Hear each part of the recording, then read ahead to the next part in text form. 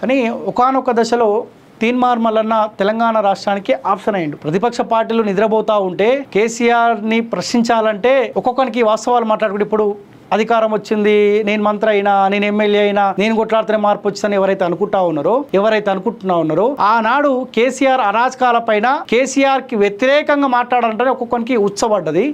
అటువంటి పరిస్థితుల్లోనే తీన్మార్ మల్లన్న ఆనాడు గవర్నమెంట్ ప్రశ్నించిండు. ఇప్పుడు మేము కొట్లాడితేనే మార్పు వచ్చింది అని మాట్లాడతాను, కానీ ఆనాడు ఒక్కడే మాట్లాడిండు. ప్రతిపక్ష పార్టీకి ఆనాడు ఇబ్బంది అయితే ఉంటే కూడా మాట్లాడిన గొంతుక తీన్మార్ మల్లన్న. సో ఇప్పుడు ఆయన ప్రచారం చూస్తా ఉంటే నాకే కొంత ఇబ్బంది అనిపిస్తుంది. అరే ఒకనొక దశలో ప్రజలు ఆల్టర్నేట్ తీన్మార్ మల్లన్న డిసైడ్ అయినారు. తీన్మార్ మల్లన్నే ఉండాలి, ప్రతిపక్ష పార్టీలకు ప్రశ్నించడానికి శాతం అయితే లేదు, మల్లన్నే ప్రశ్నిస్తా ఉండు, మాకు మల్లన్నే కావాలని ఒకనొక టైంలో అనుకున్నారు. కానీ ఇప్పుడు కాంగ్రెస్ పార్టీ కంటే కప్పుంది కాబట్టి కొన్ని విమర్శలు వస్తూ ఉన్నాయి. సో ఏదేమైనప్పటికీ కాసేపు పార్టీని పక్కకు పెట్టండి.